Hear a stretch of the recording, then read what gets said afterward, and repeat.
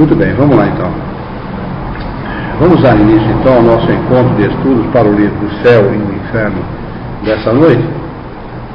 Hoje é dia 9 de outubro de 2014, são 20 horas e 3 minutos, 32 graus na cidade de Jaú.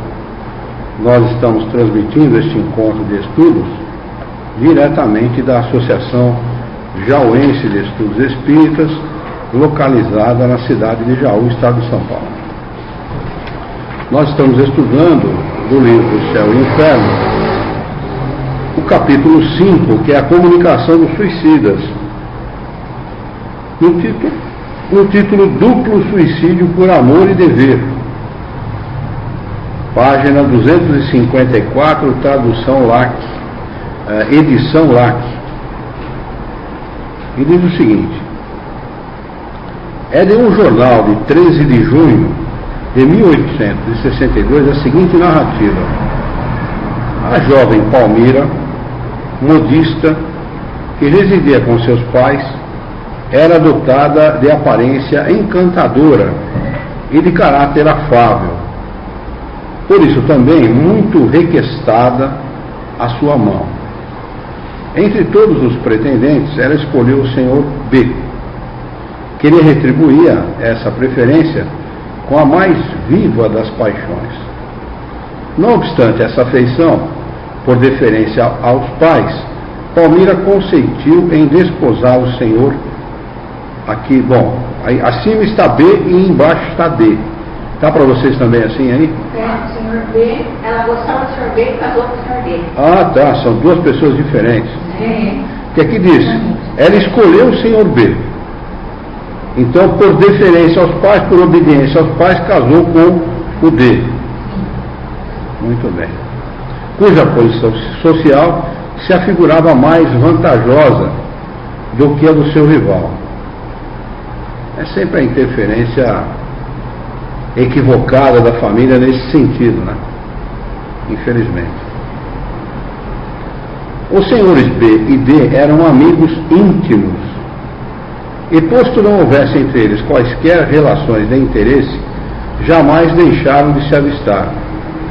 O amor recíproco de B e Palmira, que passou a ser a senhora D, de modo algum se atenuara, e como se esforçassem ambos por contê-lo, aumentava-se ele de intensidade na razão direta daquele esforço. Visando extingui-lo, B tomou o partido de se casar e desposou, de fato, uma jovem possuidora de eminentes predicados, fazendo o possível por amá-la. Cedo, contudo, percebeu a impossibilidade do expediente. Decorreram 4 anos sem que B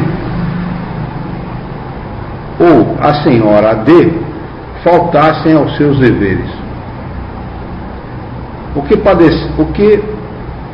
padeceram, só eles o sabem, pois D, que estimava deveras o seu amigo, atraía-o sempre ao seu lar, insistindo para que ele ficasse quando tentava retirar-se.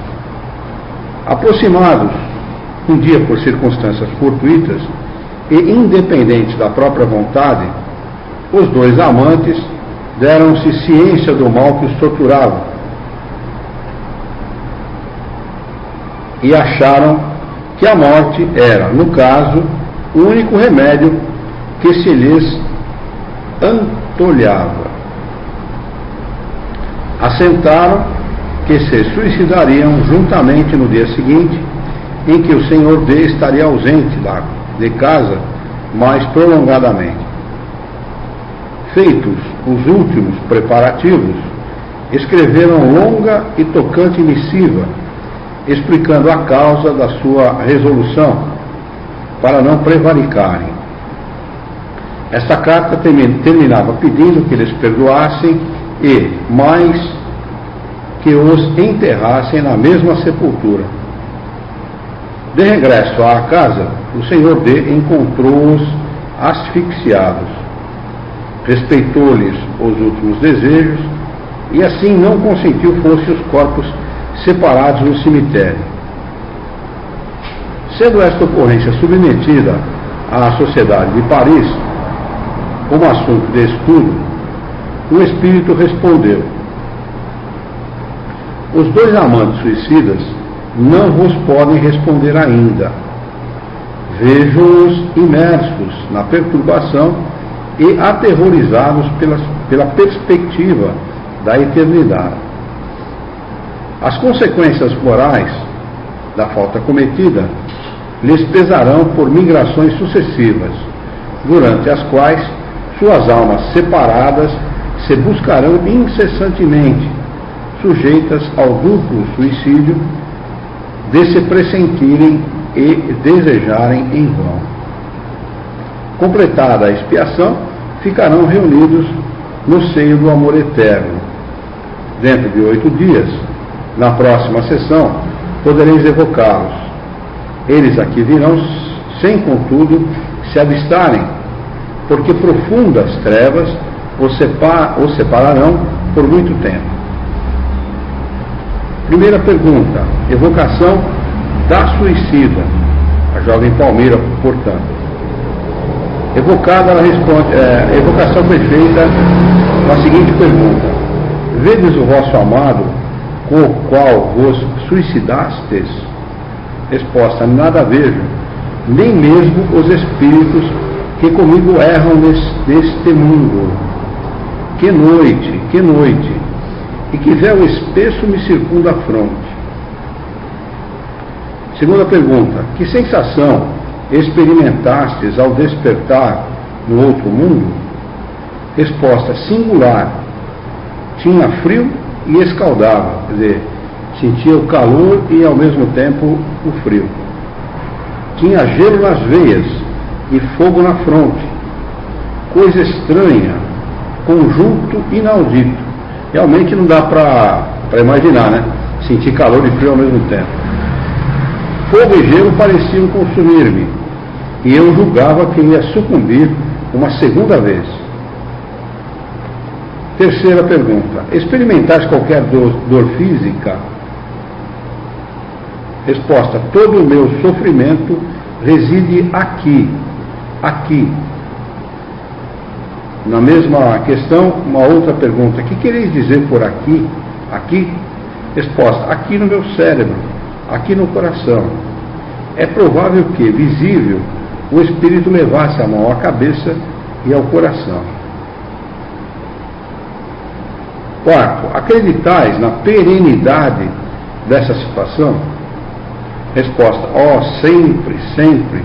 Ouço às vezes risos infernais, vozes horríficas que bradam sempre assim. Quinta pergunta: pois bem, podemos com segurança dizer-vos que nem sempre assim será. Pelo arrependimento obtereis o perdão. Resposta: que dizeis? Não ouço. Olha, ela estava tão... era tamanha a perturbação dela que ela não podia ouvir esta indicação que podia ser um lenitivo para a alma dela. Sexto: repetimos que os vossos sofrimentos terão um termo, que os podereis abreviar pelo arrependimento, sendo-nos possível auxiliar-vos com a prece. Resposta: não ouvi, além de sons confusos, mais que uma palavra. Essa palavra é graça. Seria efetivamente graça o que pronunciastes? Falastes em graça, mas sem dúvida o fizestes à alma que por aqui passou junto de mim, pobre criança que chora e espera. Uma senhora presente à reunião declarou que fizera fervorosa prece pela infeliz, o que sem dúvida a comoveu, e que de fato mentalmente havia implorado em seu favor a graça de Deus. Questão de número 7. Dissestes estar em trevas e nada ouvir. Resposta: é-me permitido ouvir algumas das vossas palavras, mas o que vejo é apenas um crepe negro, na qual, de quando em quando, se desenha um semblante que chora. Pergunta de número 8. Mais uma vez que ele aqui está sem o avistardes, nem sequer vos apercebeis da presença do vosso amado? Resposta: não me faleis dele, devo esquecê-lo presentemente, para que do crepe se extinga a imagem retratada. Pergunta de número 9. Que imagem é essa? Resposta: a de um homem que sofre e cuja existência moral na terra aniquilei por muito tempo. Uma explicação a respeito. Da leitura dessa narrativa, logo se depreende haver nesse suicídio circunstâncias atenuantes, encarando-o como ato heróico provocado pelo cumprimento do dever, mas reconhece-se também que, contrariamente ao julgado, longa e terrível deve ser a pena dos culpados, por se terem voluntariamente refugiado na morte para evitar a luta. A intenção de não faltar aos deveres era efetivamente honrosa e lhe será levada em conta mais tarde, mas o verdadeiro mérito consistiria na resistência, tendo eles procedido como o desertor que se esquiva no momento do perigo.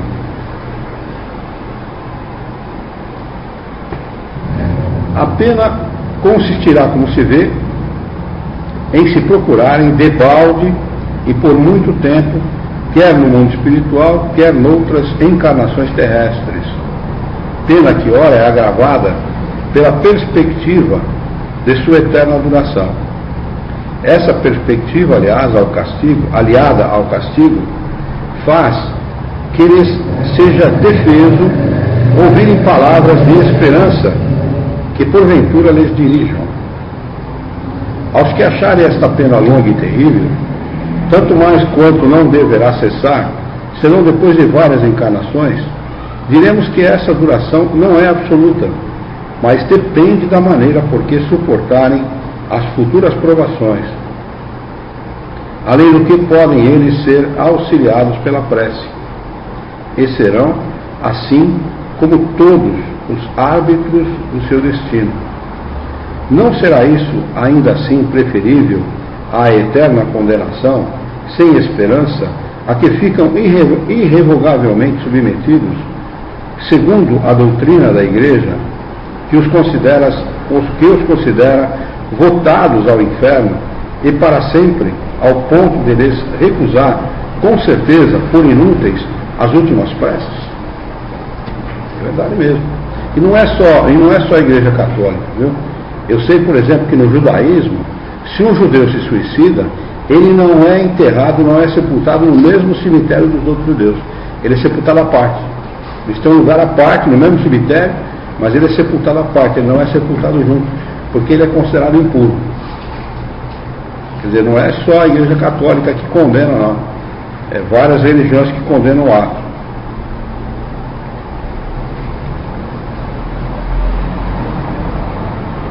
A próxima comunicação intitula-se Luís e a Prespontadeira de Botinas.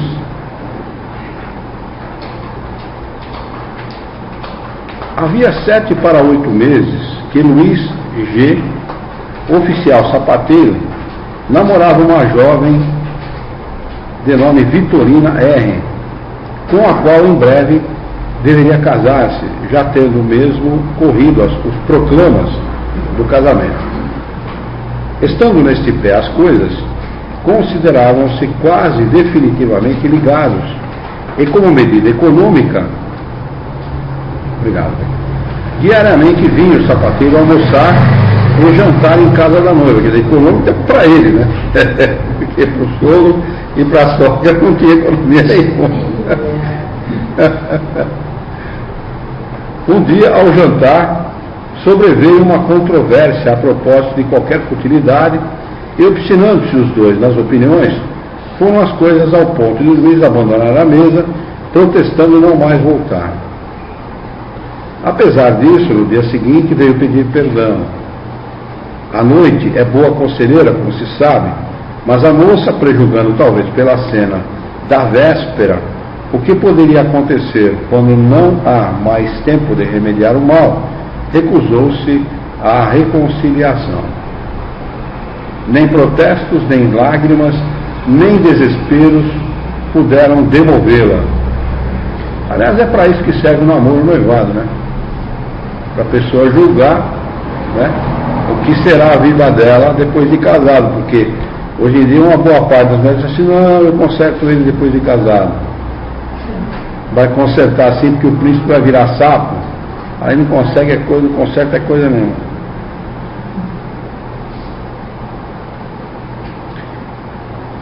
Muitos dias ainda se passaram, esperando Luís que a sua amada fosse mais razoável, até que resolveu fazer uma última tentativa. Chegando à casa da moça, bateu de modo que fosse reconhecido, mas a porta permaneceu fechada. Recusaram abrir-lhe. Novas súplicas do repelido, novos protestos, não ecoaram no coração de sua pretendida.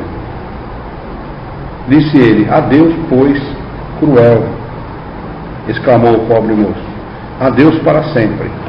Trata de procurar um marido que te estime tanto como eu. Ao mesmo tempo, a moça ouviu um gemido abafado, e logo após o baque como que deu um corpo escorregando pela porta. Pelo silêncio que se seguiu, a moça julgou que Luís se assentara à soleira da porta e protestou a si mesma não sair enquanto ele ali se conservasse. Decorrido um quarto de hora, é que um locatário, passando pela calçada e levando luz, soltou um grito de espanto e pediu socorro.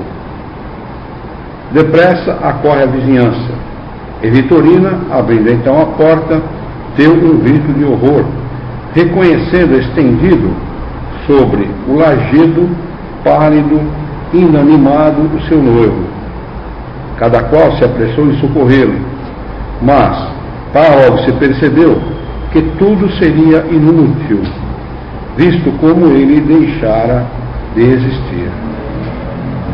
O desgraçado moço enterrara uma faca na região do coração e o ferro ficara-lhe cravado na ferida. Sociedade de Paris, agosto de 1858. Ao espírito de São Luís foi feita a seguinte pergunta: a moça causadora involuntária do suicídio tem responsabilidade? Resposta sim, porque o não amava. Pergunta de número 2. Então, para prevenir a desgraça, devia desposá-lo a despeito da repugnância que lhe causava? Resposta. Ela procurava uma ocasião de descartar-se, e assim fez em começo da ligação, o que viria a fazer mais tarde.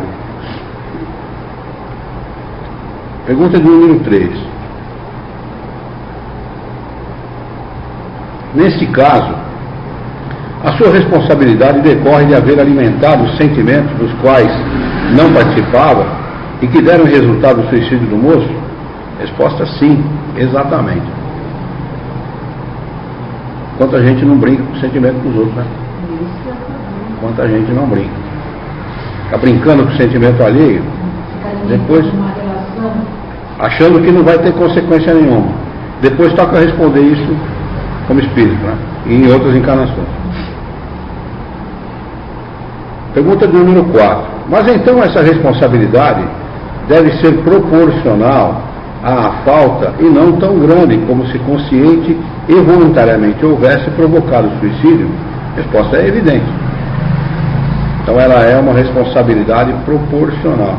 Deveria ter cortado a relação antes, né? Quando o mal pudesse ser cortado pela raiz. Eles ter alguma coisa que fizesse alimentou o sentimento do moço e não teve a coragem de romper. Então, mas aí ela esperou que ele fizesse alguma coisa para que aquilo fosse um pretexto para poder. Mas se ela realmente não gostava dele, devia ter feito isso logo de cara. Os meus sentimentos não estão progredindo, eu quero fazer o nosso namoro, ou sei lá o quê. Esperou ficar noiva, né? A ponto de casar, de quase se casar. Quanta gente, né, está a ponto de casar e larga noiva no pé do altar e vai embora. Quanta gente não faz isso? Absurdo. A pessoa tem compromisso sim, tem responsabilidade a esse respeito. Pergunta de número 5. E o suicídio de Luiz? Tem culpa pelo desvario que lhe acarretou a obstinação de Vitorina? Resposta sim, pois o suicídio oriundo do amor é menos criminoso aos olhos de Deus do que o suicídio de quem procura libertar-se da vida por motivos de covardia. Agora as perguntas são dirigidas ao espírito do suicida. Ao espírito de Luiz G., evocado mais tarde, foram feitas as seguintes perguntas. Primeira pergunta: que julgais da ação que praticastes? Resposta: Vitorina era uma ingrata, e eu fiz mal em suicidar-me por sua causa, pois ela não o merecia. Bom, descobri isso tarde demais, né? Devia ter descoberto antes. Não gasta a vela com mal defunto. Mulher, tem homem que é, não sei, acho que pensa com os pés, porque mulher não quer saber do cara, vai embora, mas tanta mulher no mundo, tanta mulher que tem no mundo, tanta mulher, diz que em Jaú eu vi a Yara falando aí com uma projeção que teve, diz que tem 15 mulheres para cada homem. Eu acho que tem alguém com 29, porque eu tenho uma só. Tem alguém com 29, porque. Mas é brincadeira à parte, quando a relação está deteriorada, segue seu caminho, vai embora, larga, deixa pra lá, melhor coisa. A vida sabe o que faz. O cara se suicidou por ela. E se tivesse casado com ela, o que tinha acontecido? Ia ter que se suicidar 2 vezes, né? Porque ele não ia realmente ser feliz com essa pessoa. Certamente. Poderia ser um homicida ter matado a mulher também. O grande problema que a gente percebe no noticiário, no dia a dia, é que a maioria, seja homem ou mulher, se considera dono do outro. Acaba sendo uma propriedade. O cara, ou a mulher se considera o homem propriedade dela, ou o homem considera a mulher propriedade dela. Esse que é o grande mal. Quando ninguém pertence a ninguém. Não tem esse negócio de propriedade. Esse é o grande mal. Quer dizer, não vai casar comigo? Eu me mato, você vai ser infeliz o resto da vida, porque você vai carregar na consciência o mal que você me causou. É uma maneira de matar a ex-noiva em vida, né? Porque você destrói emocionalmente a pessoa, né? Vai ser feliz nunca mais. Pelo menos vai carregar aquela dor daquela culpa durante muito tempo.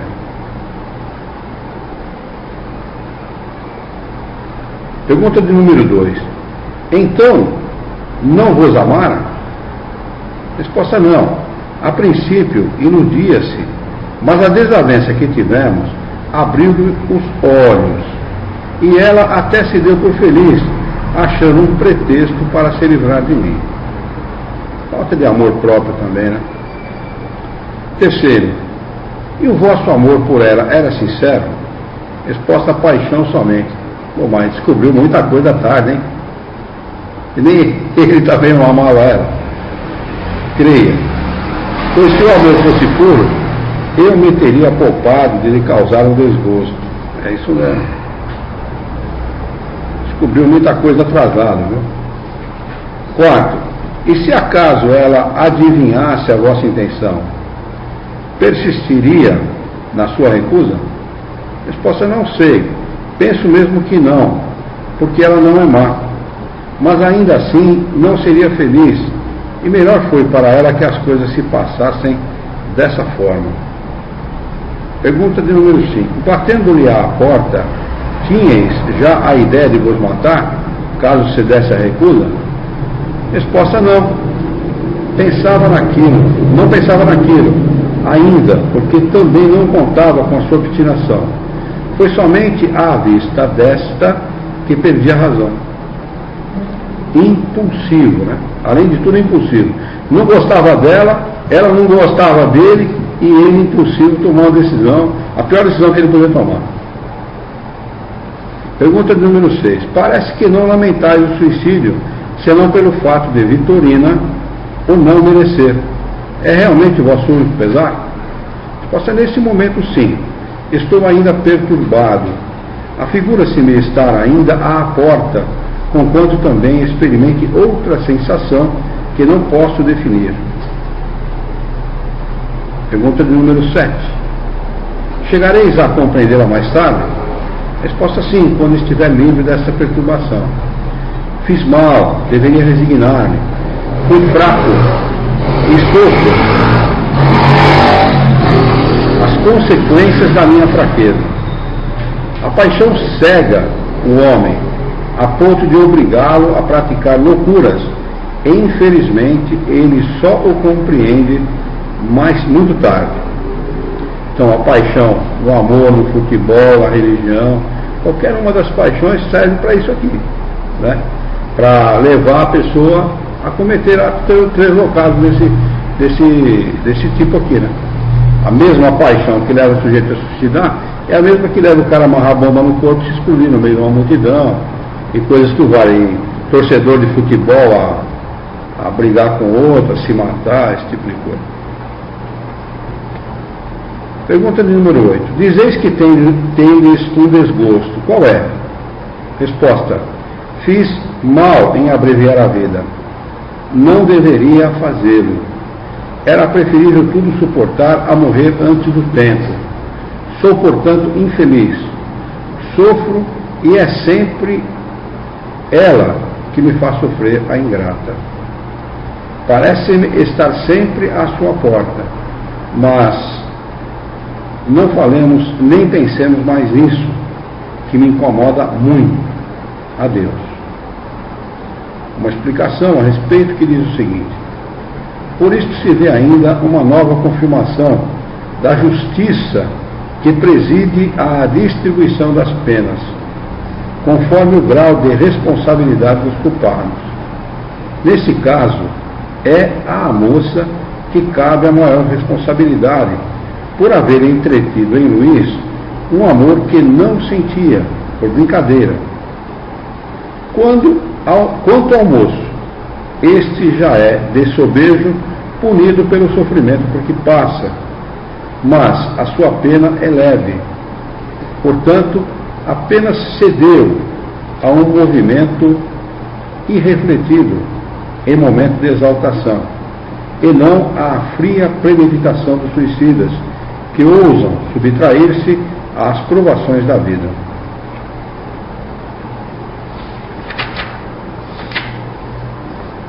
Uma outra comunicação que intitula-se Um Ateu.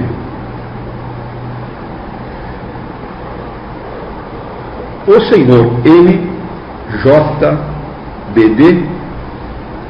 era um homem instruído, porém, em extremo, saturado de ideias materialistas, não acreditando em Deus, nem na existência da alma. A pedido de um parente, foi evocado na Sociedade Espírita de Paris, 2 anos depois de desencarnar. Evocação. Resposta do Espírito: sofro, sou um réprobo. Pergunta de número 2. Somos levados a evocar-vos em nome de parentes que, como parentes, desejavam saber da vossa sorte. Podereis dizer-nos se esta nossa evocação vos é penosa ou agradável? Resposta: penosa. Terceira pergunta: a vossa morte foi voluntária? Resposta: sim. Quarta pergunta: tende calma, que nós todos pediremos a Deus por vós. Resposta: sou forçado a crer nesse Deus. Quinta pergunta: Que motivo poderia ter-vos levado ao suicídio? Resposta: o tédio de uma vida sem esperança. Uma explicação a respeito dessa questão é a seguinte: concebe-se o suicídio quando a vida é sem esperança,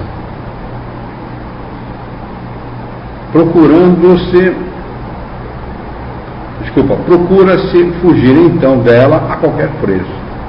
Com o Espiritismo, ao contrário, a esperança fortalece-se, porque o futuro se nos desdobra.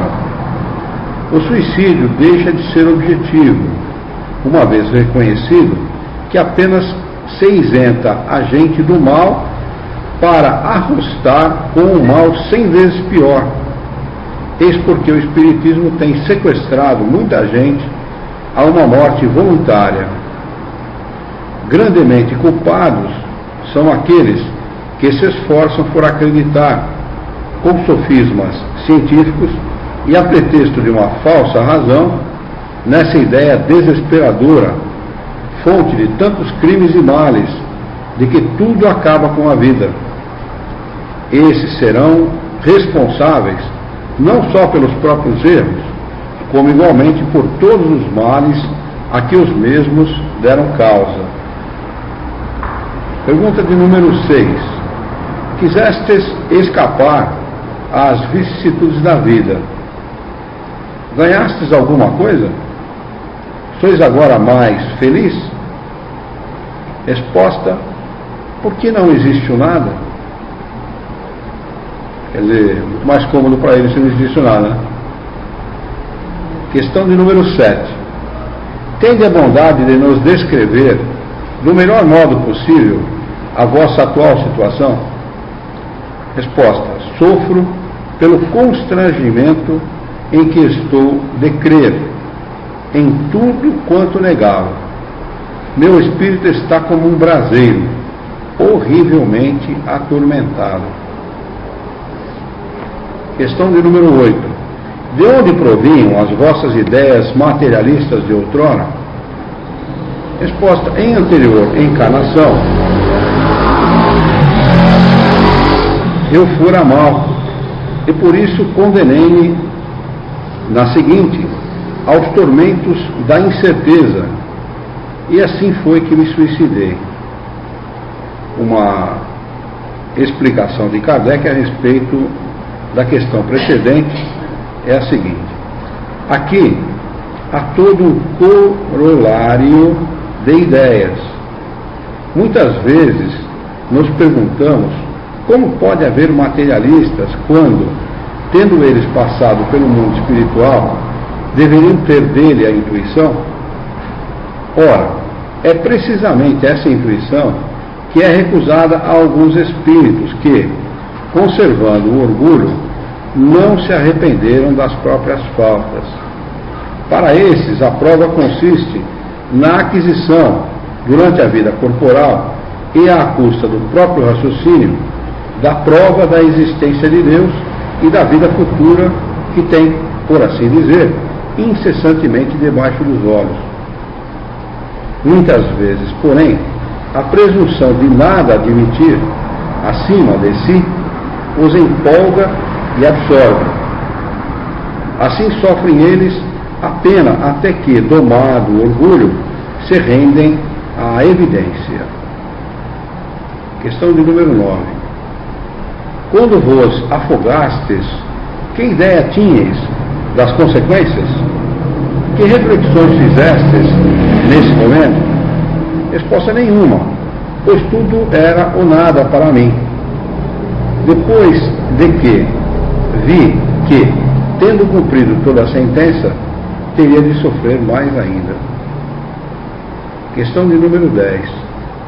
Estais bem convencido agora da existência de Deus, da alma, da vida futura? Resposta: tudo isso muito me atormenta. Questão de número 11. Tornastes a ver vosso irmão? Resposta: não. 12ª pergunta. E por que não? Resposta: para que confundir os nossos desesperos Exila-se a gente na desgraça e na ventura se reúnem. Eis o que é. 13ª questão. Incomodar-vos-ia a presença de vosso irmão, que poderíamos atrair aí para junto de vós?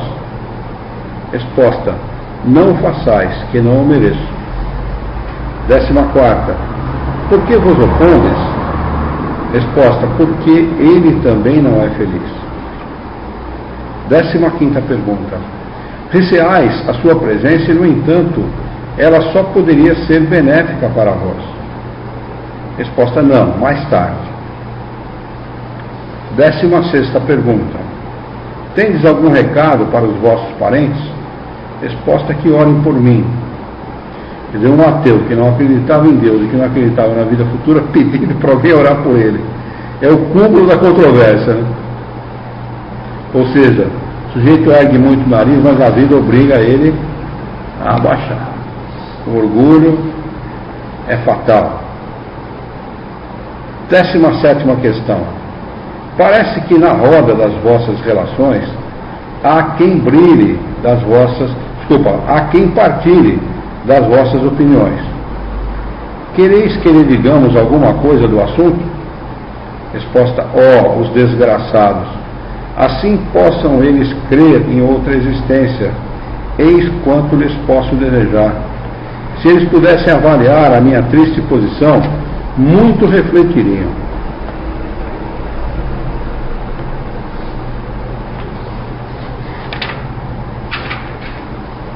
Entre aspas, evocação de um irmão do precedente que professava as mesmas teorias, mas que não se suicidou, posto que também infeliz, este se apresentava mais calmo.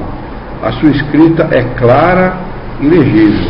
Ou seja, ele tinha um irmão que também era ateu, mas que ia desencarnado e não pelo suicídio. E Kardec evoca esse irmão. Evocação. Resposta do Espírito: posso o quadro dos nossos sofrimentos ser intuição, persuadindo-vos da realidade de outra existência, na qual se espiam as faltas oriundas da incredulidade. 19ª pergunta. Vós e vosso irmão que acabamos de evocar, vos vedes reciprocamente? Resposta: não, ele me foge. Explicação de Kardec a respeito da última questão. Poder-se-ia perguntar como é que os espíritos se podem evitar no mundo espiritual, uma vez que aí não existem obstáculos materiais, nem refúgios impenetráveis à vista. Tudo é, porém, relativo nesse mundo e conforme a natureza fluídica dos seres que o habitam.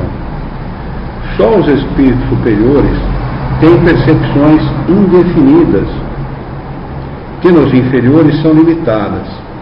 Para estes, os obstáculos fluídicos equivalem a obstáculos materiais. Os espíritos furtam-se às vistas dos semelhantes por efeito volitivo, que atua sobre o envoltório perispiritual e fluidos ambientes. A providência, porém, como mãe, por todos os seus filhos vela e individualmente lhes concede ou nega essa faculdade, conforme as suas disposições morais, o que constitui, conforme as circunstâncias, um castigo ou uma recompensa. E na realidade é o seguinte, né? Depende muito do que o espírito precisa aprender. Então ele consegue visualizar ou não. Há espíritos, que a gente já leu aqui, infelizes, que a primeira coisa que ele vê depois de desencarnado que é os espíritos superiores. Esses espíritos, né? Volitando, cheio de luz, né? Eu vejo e quero ser como eles, quero ser feliz como eles, eu vejo a felicidade e não posso alcançá-la. Lembra-se de comunicações desse tipo? Neste caso aqui, é interditado por quê? Porque ele precisa ficar sozinho mesmo, devia amar muito o irmão, né? Devia amar muito o irmão, e não se aproxima do irmão, não quer, repudia a presença do irmão porque se considera não digno, né, da companhia do irmão. Mas não é regra geral, diga-se de passagem, né? É sempre de conformidade com as necessidades de cada espírito e com o que ele tem que aprender. Questão de número 20. Estais mais calmo do que o vosso irmão. Podereis dar uma descrição mais precisa dos vossos sofrimentos? Resposta: não sofreis aí na terra no vosso orgulho, no vosso amor próprio, quando obrigados a reconhecer os vossos erros. O vosso espírito não se revolta com a ideia de vos humilhardes a quem vos demonstre o vosso erro? Pois bem, julgai quanto deve sofrer o espírito que por toda a vida se persuadiu de que nada existia além dele e que sobre todos prevalecia sempre a sua razão. Encontrando-se de súbito em face da verdade imponente, esse espírito sente-se aniquilado, humilhado. A isso vem ainda juntar-se o remorso de haver por tanto tempo esquecido a existência de um Deus tão bom, tão indulgente. A situação é insuportável. Não há calma, nem repouso. Não se encontra um pouco de tranquilidade senão no momento em que a graça divina, isto é, o amor de Deus, nos toca, pois o orgulho de tal modo se apodera de nós que de todo nos embota, a ponto de ser preciso ainda muito tempo para que nos despojemos completamente dessa roupagem fatal. Só a prece dos nossos irmãos pode ajudar-nos nesses transes. Eu imagino que esse espírito está falando do seu estado fluídico, né? Vocês não pensaram também assim? Olha o último parágrafo da página anterior. A situação é insuportável. Não há calma nem repouso. Não se encontra um pouco de tranquilidade, senão no momento em que a graça divina, isto é, o amor de Deus, nos toca. Pois o orgulho de tal modo se apodera de nós que de todo nos embota. Embotar é envolver, não é isso? A ponto de ser preciso ainda muito tempo para que nos despojemos completamente dessa roupagem fatal. Eles não usam roupa, ele está se referindo ao seu estado, ao estado fluídico em que ele se encontra. Só a prece dos nossos irmãos pode ajudar-nos nesses transes. Significa então a elevação do pensamento, o envolvimento do espírito por fluidos sãos, né, retirando os maus sãos temporariamente. 21ª questão. Isto é para a gente lembrar também que eu relatei para vocês no curso de passe algumas vezes que no Centro Espírita, na Sociedade de Estudos Espíritas 3 de outubro, eu impunha a mão sobre a cadeira vazia, né? E depois eu vinha saber por uma senhora que era vidente, que o espírito se sentava ali e eu impunha, sem saber, porque eu não sou vidente, mas eu era levado por um impulso a impor a mão, né, sobre esse espírito. E a gente faz isso aqui também. No entretanto, a gente fica pensando, por que será que o espírito tem que tomar o passe? Porque da mesma maneira que o encarnado, ele se sente envolvido por fluidos grosseiros. Da mesma maneira, não muda nada, a diferença é quase nenhuma, a não ser pelo fato que ele não tem corpo. Mas o envolvimento fluídico é o mesmo. Então ele precisa do passe, tanto quanto o encarnado precisa de passe. Uns menos, outros mais, é claro, em função do estado de cada um, mas precisa tanto do passe quanto o outro. Então é realmente objetivo e real que esses espíritos precisem do passe. 21ª questão. quereis falar dos irmãos encarnados ou dos espíritos? Resposta: de uns e outros. 22ª pergunta. Enquanto nos entretínhamos com o vosso irmão, uma das pessoas aqui presentes orou por ele. Essa prece lhe foi proveitosa? Resposta: ela não se perderá. Se ele agora recusa a graça, outro tanto não fará quando estiver em condições de recorrer a essa divina panaceia. Uma explicação de Kardec a respeito da questão precedente. Aqui não obrigamos outro gênero de castigo, mas que não é o mesmo em todos os séculos. Para este espírito é independente do sofrimento a necessidade de apregoar verdades que repudiara como encarnado. As suas ideias atuais revelam certo grau de adiantamento, comparado ao de outros espíritos persistentes na negação de Deus. Confessar o próprio erro é já alguma coisa, porque é premissa de humildade. Na subsequente encarnação, é mais que provável que a incredulidade ceda lugar ao sentimento inato da fé. Você levar 2 encarnações para começar a aprender a crer em Deus é brincadeira, hein? Transmitindo à pessoa que não havia solicitado o resultado das 2 evocações, tivemos dela a seguinte resposta, abre aspas: não podeis imaginar, meu caro senhor, o grande benefício advindo da evocação do meu sogro e do meu tio. Reconhecemos-los perfeitamente. A letra do primeiro, sobretudo, é uma analogia notável com a que ele tinha em vida, tanto mais quanto durante os últimos meses que conosco passou. Essa letra era sofreada e indecifrável. Aí se verifica a mesma forma de pernas, do etc. e de certas letras. Quanto ao vocabulário e ao estilo, a semelhança é ainda mais frisante. Para nós, a analogia é completa, apenas com maior conhecimento de Deus, da alma e da eternidade, que ele tão formalmente negava outrora. Não nos restam dúvidas, portanto, acerca da sua identidade. Deus será glorificado pela maior firmeza das nossas crenças no Espiritismo, e os nossos irmãos encarnados e desencarnados se tornarão melhores.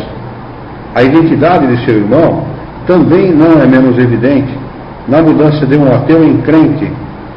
Reconhecemos-lhe o caráter, o estilo, o contorno da frase.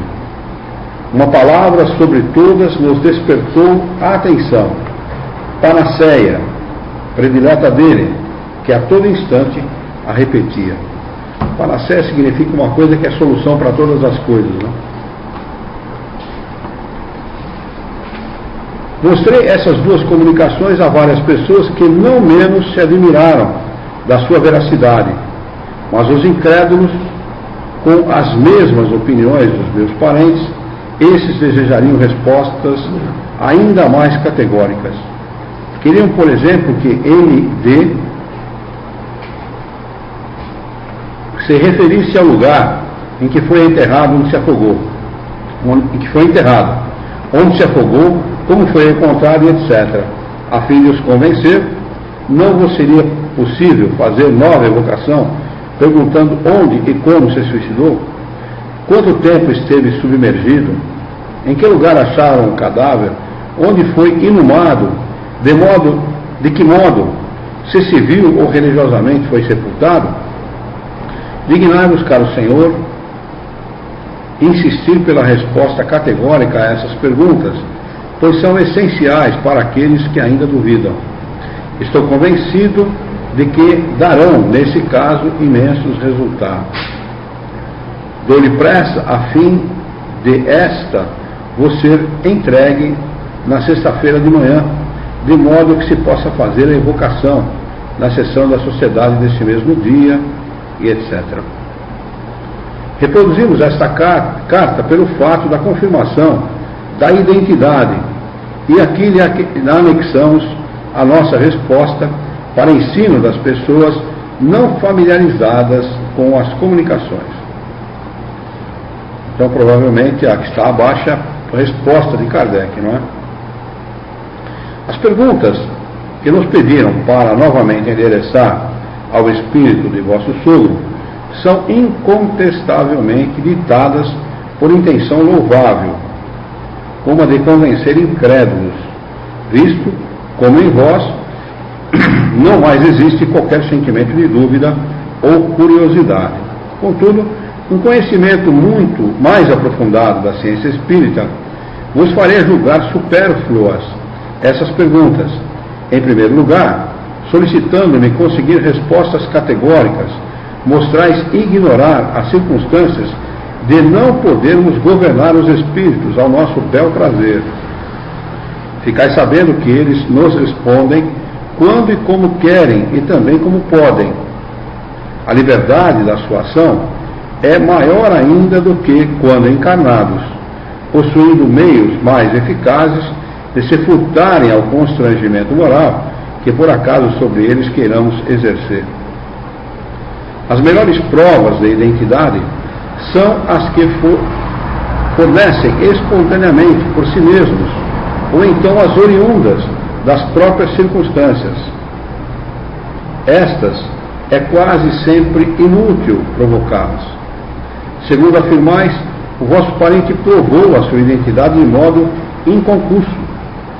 Por conseguinte, é mais que provável a sua recusa em responder às perguntas que podem, por ele, ser com razão consideradas supérfluas, visando satisfazer a curiosidade de pessoas que lhes são indiferentes. A resposta bem poderia ser a que outros têm dado em casos semelhantes, isto é, para que perguntar coisas que já sabeis? A isto acrescentarei que a perturbação e os sofrimentos de que está tomado devem agravar-se com as investigações desse gênero, que correspondem exatamente ao fato de se querer constranger um doente que mal pode pensar e falar, a historiar as minúcias da sua vida, faltando-lhe assim às considerações inspiradas pelo seu próprio estado. Quanto ao objetivo, por vós alegado, ficais certo de que tudo seria negativo. As provas de identidade fornecida são bem mais valiosas, por isso que foram espontâneas, e não de antemão premeditadas. Ora, se estas não puderam contentar os incrédulos, muito menos o fariam interrogativas já pré-estabelecidas, de cuja conivência poderiam suspeitar. Há pessoas a quem coisa alguma pode convencer. Essas poderiam ver o vosso parente com os próprios olhos e continuariam a supor-se vítimas de uma alucinação. Duas palavras ainda quanto ao pedido que me fizeste no sentido de promover essa evocação no mesmo dia do recebimento de vossa carta. As evocações não se fazem assim de momento. Os espíritos nem sempre correspondem ao nosso apelo. É preciso que queiram, e não só isso, mas também possam fazê-lo. É preciso ainda que encontrem um médio que lhes convenha, com as aptidões especiais necessárias, e que esse médio esteja disponível em dado momento. É preciso, enfim, que o meio lhe seja simpático e etc. Pela concorrência dessas circunstâncias, nem sempre se pode responder, e importa muito conhecê-las quando se quer cuidar dessas coisas com seriedade e segurança. Vamos anotar aqui Feliciano para o nosso próximo encontro de estudos. Hoje é dia 9/10/2014.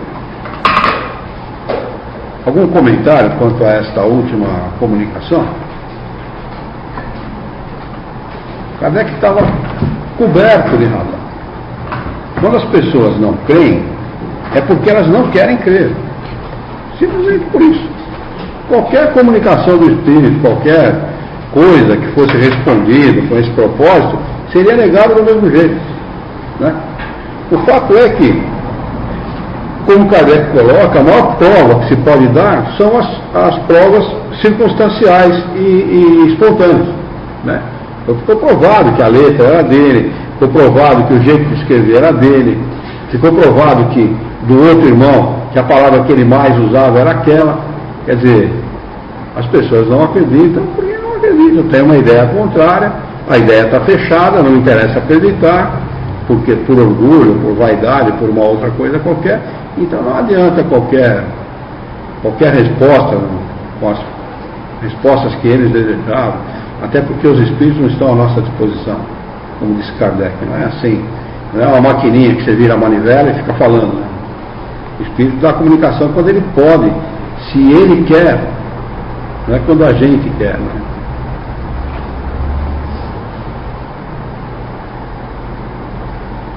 Muito bem. Vamos fazer a nossa prece? Vamos elevar o nosso pensamento, mentalizar a figura excelsa e amiga de Jesus, nosso mestre, modelo e guia da humanidade. Juntos com Jesus vamos nos dirigir ao Criador, ao Senhor da vida, fonte inesgotável de harmonia, de bondade, misericórdia e justiça, para agradecê-lo pela oportunidade de aqui estarmos reunidos em seu nome, para aprendermos as questões propostas nessa noite. Queira a tua misericórdia, Senhor, que os nossos pensamentos, as nossas humildes vibrações de paz, de harmonia, possam chegar aos corações dos nossos irmãos desencarnados que mais sofrem. Queira a vossa bondade ainda, Senhor, que nós possamos atrelar o conhecimento que recebemos nesta noite às nossas convicções e possamos agir com prudência, com inteligência, no sentido de fazer o melhor por nós mesmos nesta encarnação, aqui e agora. E para isso nós te pedimos bom ânimo, coragem, determinação, ideias renovadas, alegria de viver e muito entusiasmo, para que nós possamos ser úteis, trabalhar e dignificar a vida e honrá-la por um profundo e sincero respeito ao nosso próximo. Em teu nome, Senhor, em nome de Jesus, em nome dos bons espíritos, em nome do nosso diretor espiritual e de sua equipe, de todos os encarnados e desencarnados presentes à nossa reunião de estudos essa noite, nós a declaramos encerrada.